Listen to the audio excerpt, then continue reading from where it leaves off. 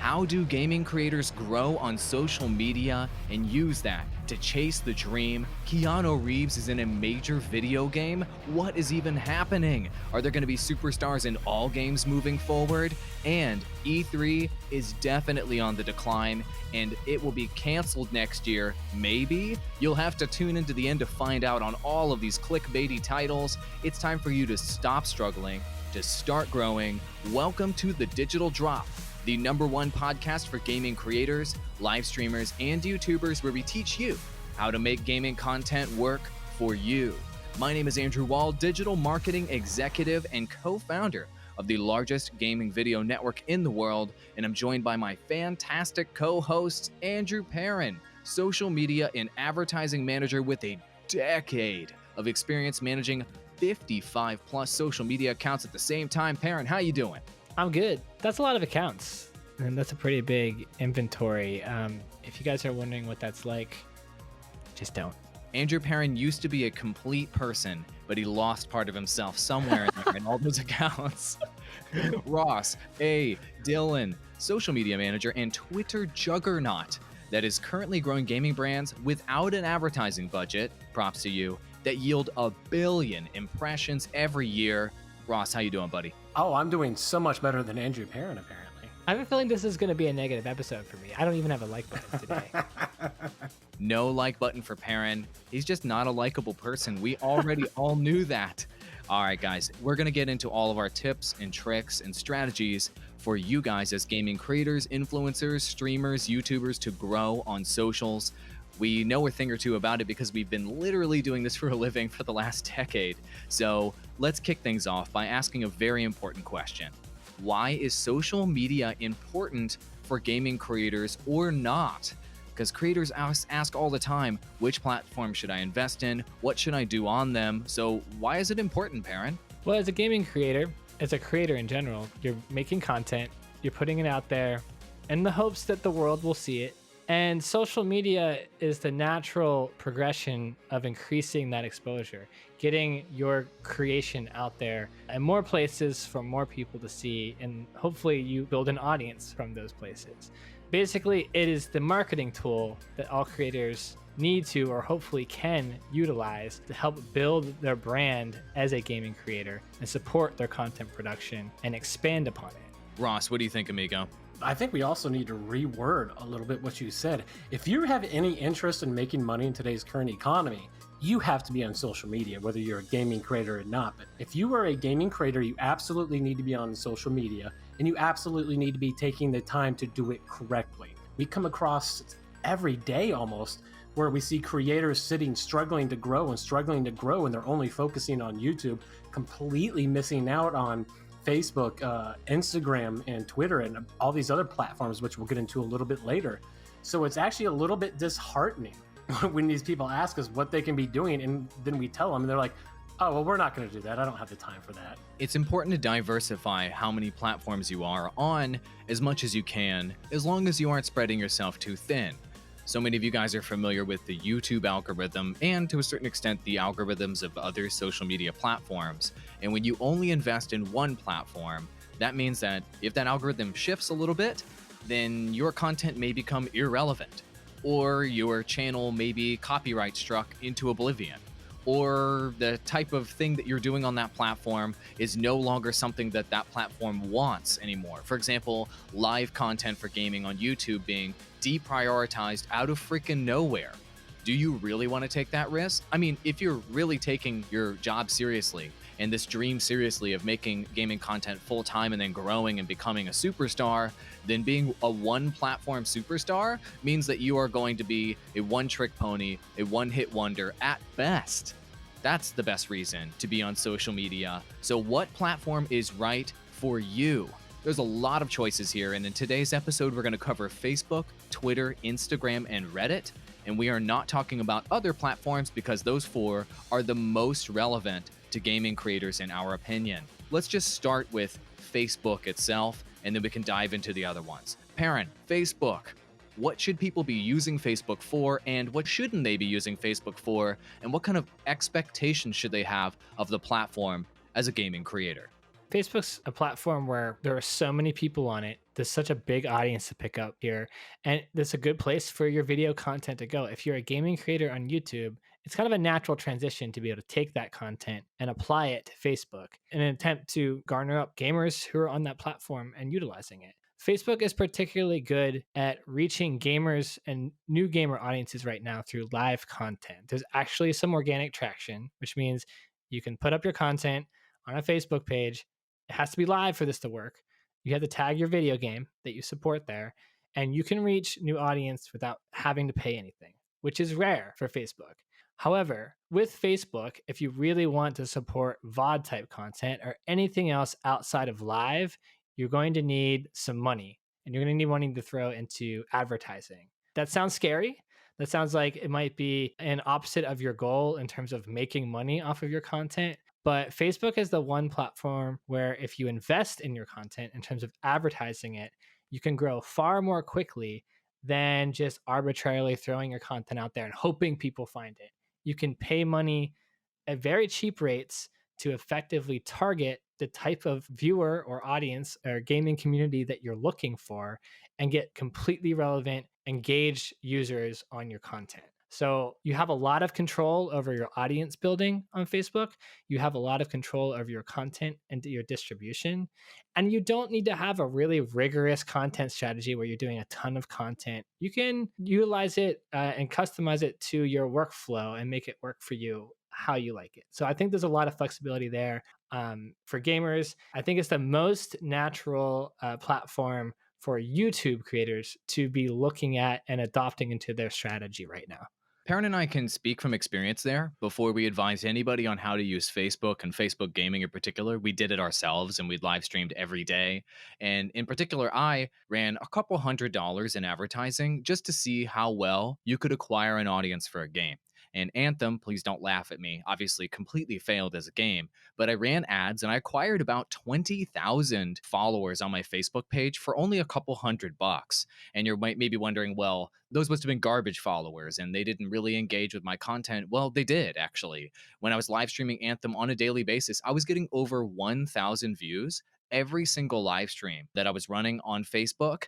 And the community was growing significantly. I was getting Facebook stars. And just for a couple $100, I was able to accelerate my growth to a point where, let's say you were trying to grind it on YouTube to accomplish the same thing. It would have taken a minimum of 6 months to get that far, whereas a couple $100 instantly got me there on Facebook.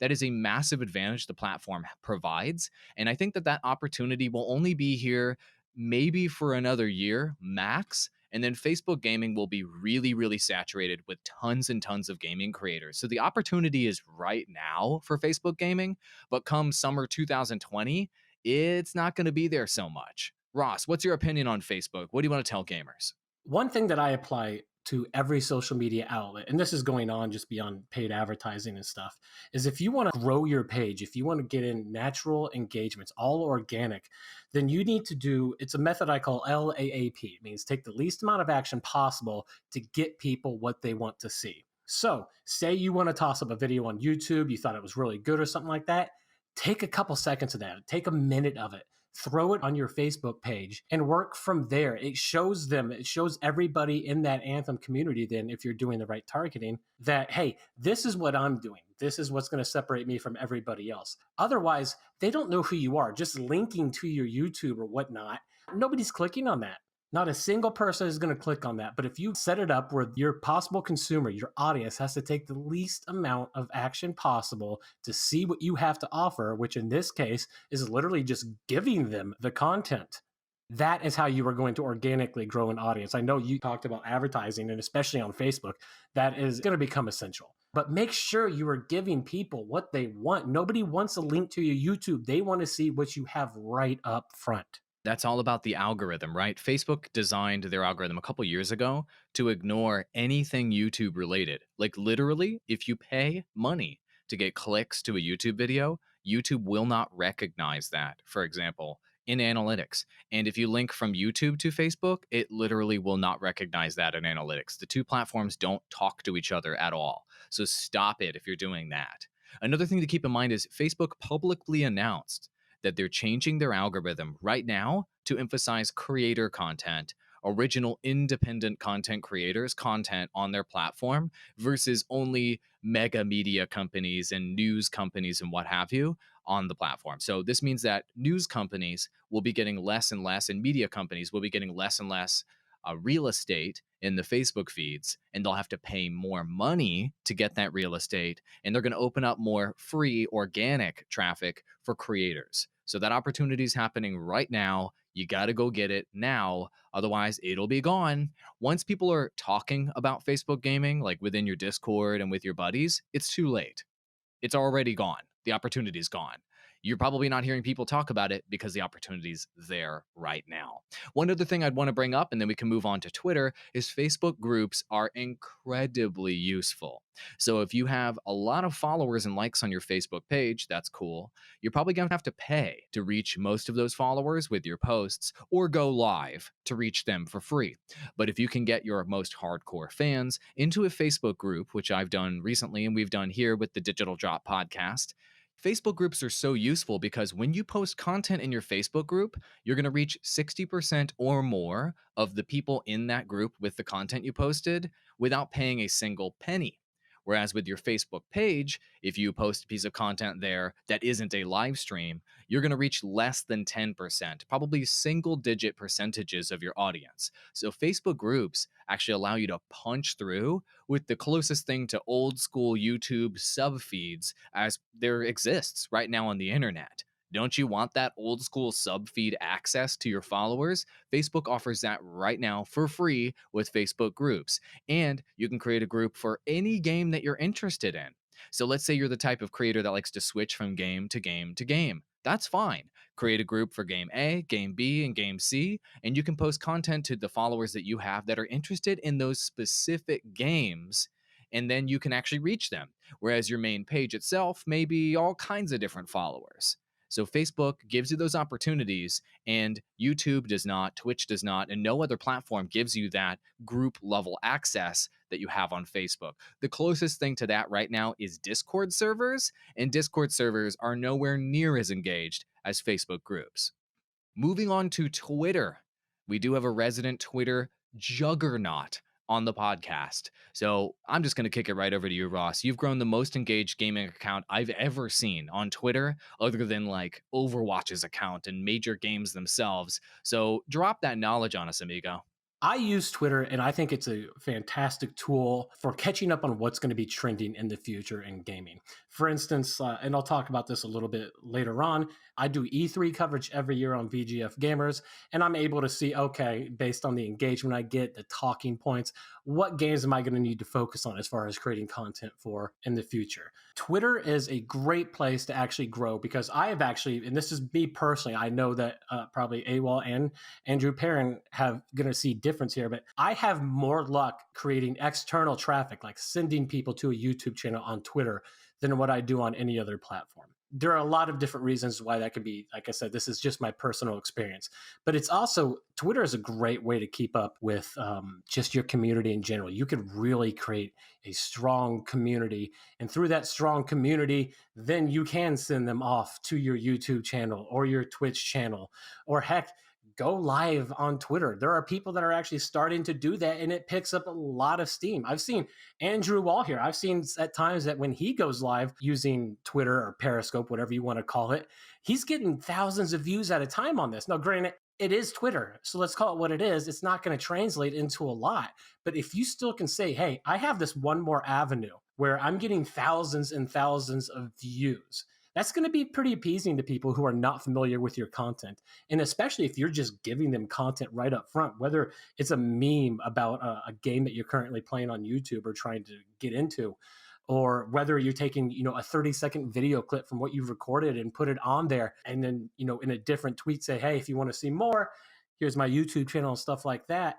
I've had the most success that way creating external traffic. I don't know about you guys. Perrin? And external traffic, for me, I've never been able to develop much of it. With gaming accounts, a lot of time I've had success building up relatable engagement and conversation on Twitter. And I want to get into one of the biggest pitfalls that I think creators fall into with Twitter is they think of Twitter as just a platform to promote their YouTube channel. This is wrong. That's line of thinking is wrong. If you're going into Twitter with that mentality, just don't even bother going into Twitter at all. You won't accomplish anything and you'll just be wasting your time. You need to go into Twitter understanding that it's the conversations and trends platform. It's the social media platform that is going to give you conversations around the most recent trends, the quickest and the most timeliest way possible. So if you as a creator want to enter into those discussions, participate with those discussions with your followers or people who are enjoying your brand and your content, this is the place to do it. Those conversations can turn into link power though. If you are talking a lot on Twitter and spending the time to truly engage, converse, look at trends, identify trends, engage on those, you do have some room to bring links and clicks back to your channel, but you have to build up that brand goodwill. You have to be participating in those conversations for that to work. That's why if you're coming into it with the mentality of it being a promotional engine for your YouTube channel, it's not going to work. It needs to be a place where you're leveraging it so that you can understand trends as a creator and identify those and leverage opportunities that are coming up with the game that you're following or potentially a new game that you want to cover, and getting your name out there by having a voice and talking about it, writing text tweets, sending a lot of conversational type content out there and conversing mostly and connecting with the people who already do enjoy your brand, endorse it, and want more somewhere else. Perrin, you can't see me right now, and obviously I have my mic muted, but you got a standing ovation for what you just said for me. I'm going to let everybody in just a real cool little secret here that we all know and we all talk about all the time. There's this little option on YouTube that when you post a video, then it automatically posts to Twitter or your other social networks that tells everybody that, hey, I've just posted a video. And if you're doing that, you're failing. People are so completely blind to that. It's just like scrolling down a timeline of ads. Every time they see it, they skip it. They don't matter who it is. It can be PewDiePie, the biggest persona in the world. They're going to skip over that because they've seen that text 100 times. And another thing that Perrin hit on is credibility. If you can provide credibility, if you can focus in on one topic, like what Awall does on Anthem and stuff like that, that's how he became such a trusted voice in the Twitter community when it comes to Anthem. You have to build up that credibility, and you can do that by posting regular content that's not externally linked out or whatnot. But also building the credibility then builds the trust of your audience. So then when it does come time to say, hey, by the way, I got this YouTube channel where I'm focusing on this game, that we've all been talking about and having conversations about it. Go check it out. Your credibility has now turned into trust, which will then, in a lot of cases, and not for everybody, but it will turn into clicks to your YouTube channel, and it will turn into helping you create a fan base. That makes sense. And I don't think that Twitter is an avenue that anyone should be thinking about making money off of either. It's a relationships platform. It's a relationship building platform. And you can think of it as a way to generate leads and interest around you and your brand and you as a creator. And that's about it. I've also effectively used Twitter myself to build relationships with sponsors and companies and developers that I wanted to get the attention of. So, what you can do is clip a piece of video content or say something super interesting about somebody's product or super favorable about their product, and then you tag them on it, and then they will engage with that. If they respond to you, then you respond back. And you start building a relationship with developers, publishers, sponsors, hardware companies, anybody you want to get the attention of, other creators you want to collaborate with, etc. And you can build that relationship through Twitter, through those conversations with people that are somewhere else in the world that you would have never had any other opportunity to talk to. I've got a bunch of people in my kind of professional network, if you will, on the internet that I go to for advice, or they come to me for advice, or we exchange contact information of companies and influential people with each other because of conversations that we've had on Twitter. So the number one way to start a relationship with somebody on Twitter that you want, whether that be a sponsor or any of those other examples I talked about a moment ago, is to talk favorably about the other person, the other party, the other company, the other product. A great example of that is Elgato Gaming. I have built a relationship with Elgato Gaming over time because I bought their green screen and I filmed a video of myself lifting it up and it looking so easy to open and what have you, and then putting it back down and me doing a thumbs up into my phone. Elgato Gaming retweeted that. I had a conversation with them. I ended up meeting a rep with their company. And then moving forward, any other time I posted about Elgato Gaming and a product I bought of theirs, they retweeted it and they engaged with it. And they gave me major exposure to millions of followers as a gaming creator. You see how that worked? The first step to building a great relationship with anyone else is to be nice to them and to provide them with value. Then you can jump into a conversation with them. And then once you build trust, then you can ask them for something. That's what Twitter is. It's a relationships platform, and that's it, in my opinion. Before we move on to the next platform to talk about, I do think it's very beneficial and very noteworthy.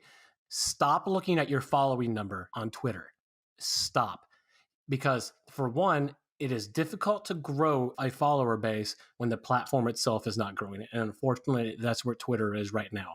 You can still have an immediate impact if you have 20 followers compared to having 200,000. Would you rather have an account, a Twitter account, where you have 10 followers and all 10 of those people engage with you? Or would you rather have an account that has 200 followers, but only one of them engages with you? The number of followers you have, well, it looks impressive to potential sponsors and stuff like that. Do not let that discourage you. Keep going, keep a consistent strategy of posting, and that's when you're going to find success. Also, side note, Twitter video. It's amazing. Post video on Twitter. The algorithm eats it for breakfast. Post video on Twitter. If you want to get a boost to your post, make a video. Post a video. Keep it under 2 minutes and 20 seconds, under 720p, 128 kilobits. Post it on Twitter. It's free to post video on Twitter. People think you have to pay money to do it. You don't. And you will get an engagement boost immediately with your content. Moving on to the next platform, perhaps the hottest social media platform in the world other than TikTok, Instagram. Instagram's an interesting one, and a lot of creators have been asking me about Instagram, especially large creators that are looking to expand the ways that they can make revenue. If you're a large or mid-sized creator, you don't want to be entirely reliant on the advertising revenue you get from your YouTube channel or your Twitch stream, and you see that sweet, sweet Instagram money out there posting sexy pictures of your lifestyle and what have you, getting all those likes, and you hear about those lucrative brand deals. Is the hype real? Is it worth your time? And what can you do to grow? Andrew Perrin, what do you think, buddy? I always come at this for creators from two perspectives. It's very simple. In your content that you make as a gaming creator, is your face a main part of that content? Are you front and center, and is your mugshot helping you grow? Are you basically good looking and that's helping your engagement, and people seem to be latching onto your physical appearance and wanting some more of that? This is probably better to enter as a mid-level creator and not necessarily at the very beginning of your creation stage. If you're a new or budding creator, I wouldn't necessarily consider Instagram out the gate. But as a mid level creator, if that is part of your content makeup, bring it to Instagram. Show people what your life looks like, show you, document it, photograph it, and put it on Instagram. That lifestyle is content that people aren't getting on your current channel, whether it's on Twitch or YouTube. And it's kind of a nice inside look into what it's like to be you, which a lot of people are interested in on YouTube. That's kind of how the name was created. And on Instagram, you can leverage that to give an additional content type for your audience. They get behind the scenes, they get to see what your life is like. They feel more connected to you. They can relate to you a little bit more. You build up a stronger kind of brand rep with the audience who is consuming your content, and they can become more loyal for it. And from there, you can focus on that. If that's something that's working, you can hit on the organic reach that is still on Instagram, which, by the way, it still has some, but it's probably going to be going completely away relatively soon. I wouldn't expect organic reach on Instagram to be around much longer. The reason why I say for new creators or creators who maybe their physical appearance on camera is not the mainstay of their content or the main focus or one of the primary focuses is that Instagram requires a lot of time and techniques that you have to know and understand in order to be successful. For example, you need to spend time researching 30 different appropriate hashtags for every single post, making sure they're relevant, and also analyzing those hashtags to make sure that your regular engagement rate matches those hashtags so that you can go to the top. It can be complicated. Also, you might have to join an Instagram pod or an additional community just to get better engagement on Instagram, so that your posts can actually get some more organic reach.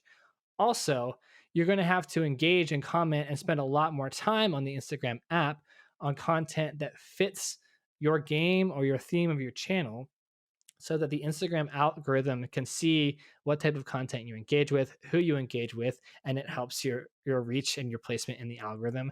There's more to that. There's a lot of stuff that you have to do on Instagram just to get that organic reach. So for you as a creator, you have to evaluate, well, what's the reward of me having to jump through all these hoops just to get this organic reach? What is the end result? Am I going to be making money on this platform? If you can really grow and be successful at it, maybe through branded deals, through sponsored posts, etc. But is it going to be a main income generator for you?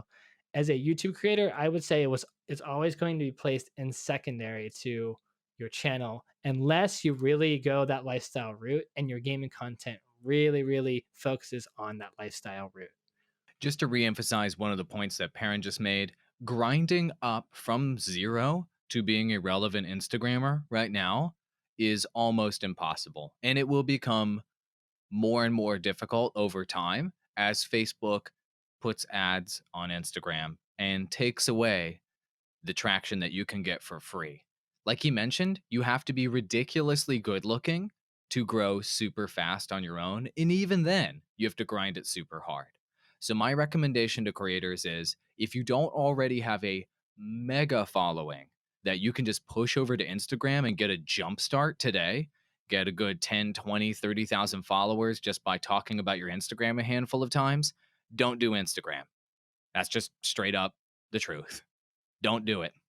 It's not going to be a hot platform next year. It's going to be a pay to operate platform next year. I have foreseen it. Let's talk about one of our favorite platforms, the Reddit. I am really into Reddit. I love it. I've been a Redditor, a proud Redditor for 5 years. I have cajillions of karma because I so good at Reddit. Reddit can be something that you can use to your advantage as a creator, believe it or not. But if you're planning to jump into Reddit and instantly get big results and get big traction, guess what? Reddit is going to hate you for it.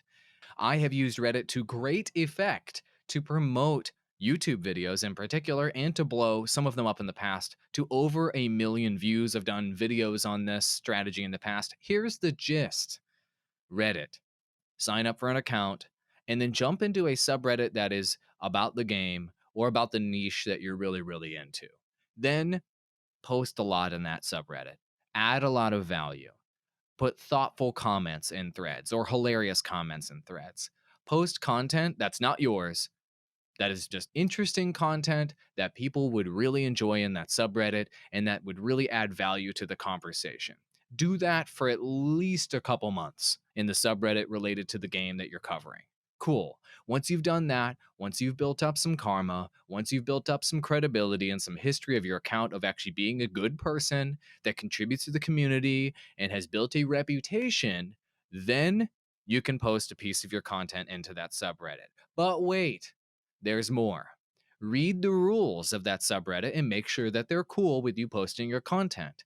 If it's in some way questionable, or almost in any case, contact the moderators ahead of time and ask the moderators, what's your policy on posting content in the subreddit? Because I've got this great, let's just say, guide video for new players that I thought would be extremely helpful to the community here, because I saw in this thread, link the thread, that people were asking about this system, and I literally have the solution right here.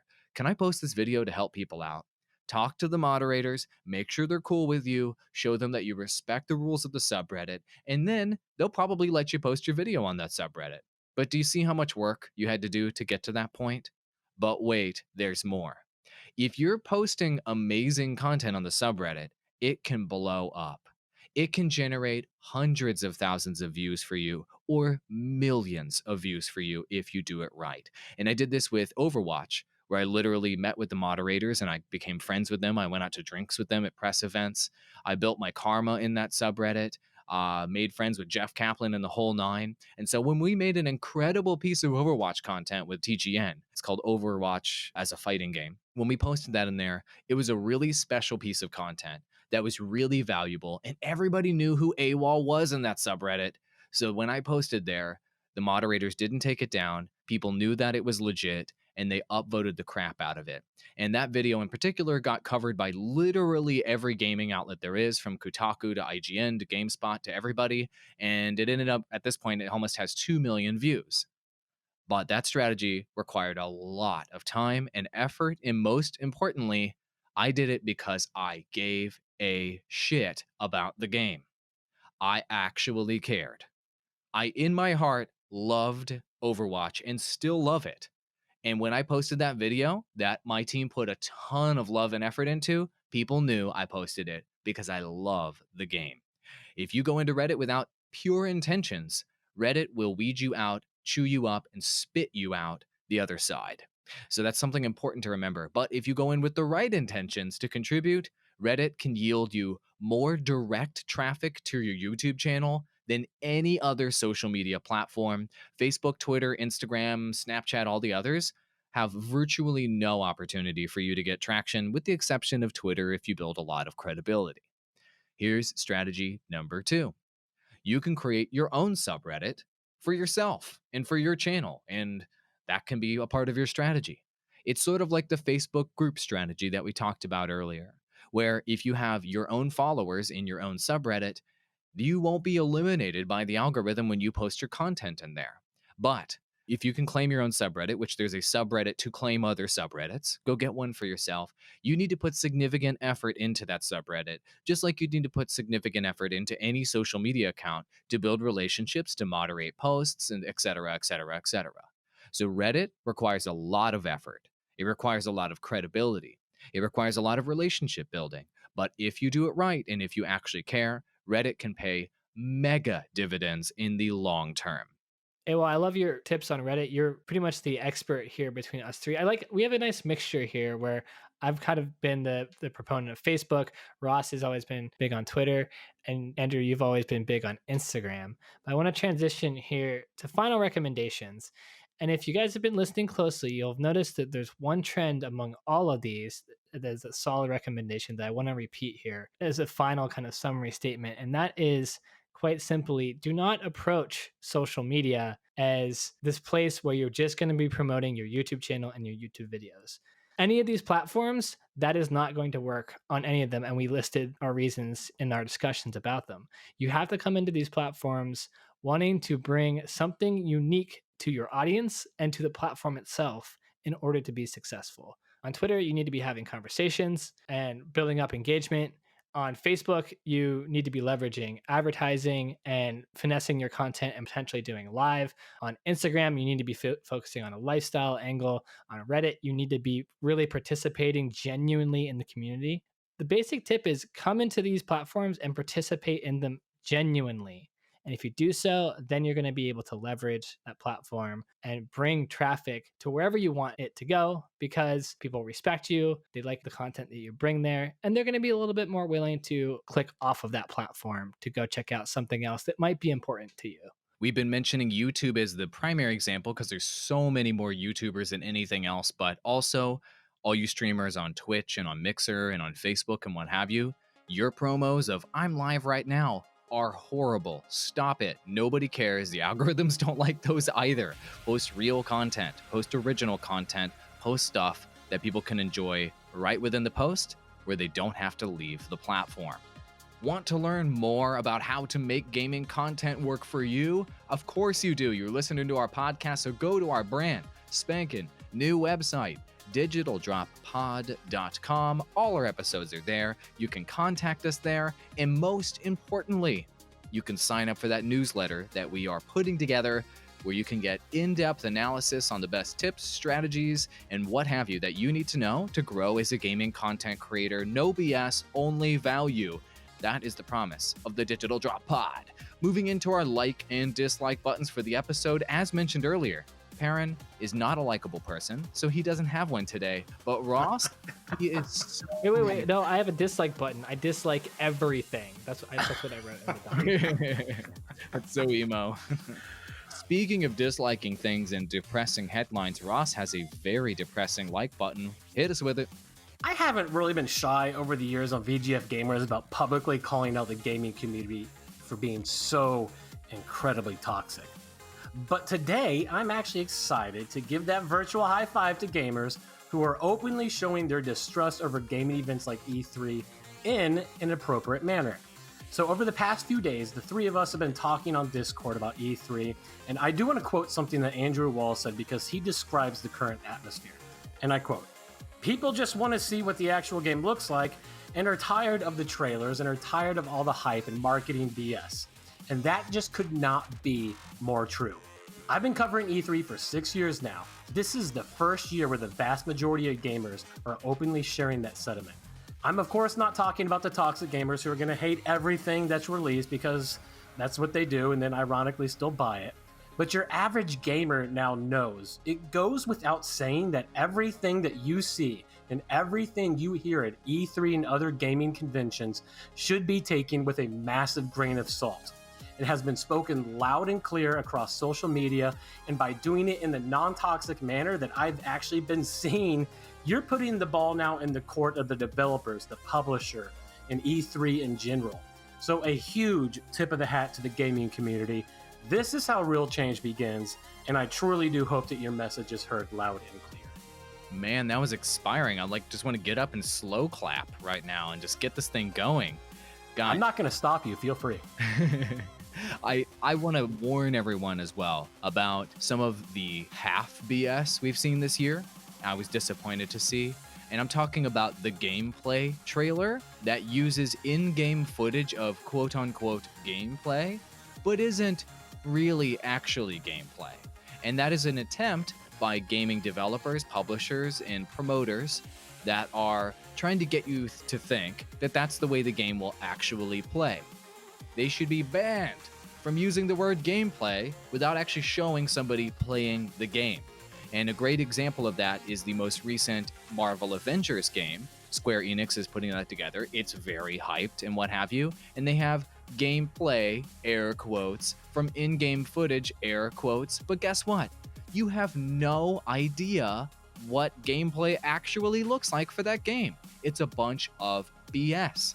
It is a marketing lie, essentially. And I got burned for the final time last year with Anthem. Actually, the E3 trailer that was released at E3 2017, and then moving into 2019 when the game was actually released, the quote-unquote gameplay they showed in that E3 2017 presser versus what we actually got was like night and day. It wasn't even the same game almost. And it turns out, based on fantastic reporting from Kotaku, that all the footage that they released in the quote-unquote gameplay trailer in E3 2017 was completely fabricated. It was fake. The game didn't even exist. It was all completely built from scratch for marketing purposes. Nobody even knew what the game was going to be. It was a complete lie. So unless you see actual gameplay, like somebody actually playing a game, don't buy it. Don't pre-order. The fact that Avengers is asking for your pre-order right now before they've even showed gameplay, shame on you. Shame on everybody who is asking for a pre-order based on a freaking cinematic trailer. Shame on you, gaming industry, and thumbs up to all of you that are speaking out. On an extremely positive note and a great example of ethics in gaming, I would like to give a hand to the team at CD Projekt Red for their fantastic handling of Cyberpunk 2077. They did not ask for a pre-order. They did not ask for your money until they showed you, what was it, 40 something minutes of actual gameplay and gave you tons of details about the game. And they're going to be releasing more gameplay here shortly. And there was the most hype announcement of E3 for a game that was announced last year of Keanu Reeves being in Cyberpunk 2077. They also did a secret message within the trailer that they released, and it was a secret message from the CEO where he just laid out that if you are not yet sold on Cyberpunk 2077, then don't pre-order it. He told customers not to buy his game if they don't trust it yet until they see more gameplay, until they see more details, or until they see the reviews. And he said in this letter, I don't want you to regret the purchase. I want you to feel confident that when you buy a game from our studio, that you're buying the right thing and that you're going to enjoy it. The CEO told people not to give his company money until they were ready. Round of applause to CD Projekt Red. Cyberpunk 2077 is not only the most hyped game in the gaming industry right now because the game looks freaking sick. I mean, Keanu Reeves is Johnny Silverhand in the game, a key character in the Cyberpunk universe, but also their ethics are through the roof. They're raising the bar to where it should be in the gaming industry. The standard edition of Cyberpunk 2077 offers more than most EA games offer for the deluxe edition. The collector's edition is $250, but it is packed with an unlimited number of goodies and collectibles to where it's easily worth to a hardcore fan $250, and it's sold out within a couple hours. That's what happens when you build trust. That's what happens when you have ethics. And that's what happens when you treat your customer right. They'll give you money the second you ask for it because they know they're going to get their value from you. By the way, this is a gaming creator show. Everything that Awall just said applies to you as a gaming creator as well. If you don't treat your viewers right, and you don't give them the value they want, and you break your promises, they aren't going to watch your content, they aren't going to buy your merchandise, they aren't going to sub, they aren't going to dono. It's a basic principle. Treat your customer right, and they will take care of you in the long run. Do you want to network with us and other gaming creators on social media? Of course you do. Why would you sit through this entire podcast about social media unless you were ready to take the plunge or to improve your social game? Well, we're going to make it easy on you. Go follow us on Twitter at Digital Drop Pod. We have over 100,000 followers, I've heard. Yeah, and I've also heard that doesn't matter, but I'm going to brag about it anyway. Thanks for that account, Ross. And you can also join our Gaming Creators exclusive Facebook group, facebook.com/groups/Digital Drop Pod. It's creators only. You have to apply to get in, but we talk industry stuff, creator stuff, stuff that only gaming creators that are looking to make it happen care about. Get in there and join us. Thank you so much, gentlemen, for joining me on this episode of my podcast, the Digital Drop Pod. Your podcast. Your podcast. And he was so adamant. He's like, thank you for joining me on my podcast. Fine. Okay. It's our podcast. That's fine. Guys, it was a great episode. I hope that you all got a lot of value out of this. And feel free to hit us up in the Facebook group and on social media and just ask us questions about your social strategy. We're happy to help. We love doing this and we want to help you make the dream happen.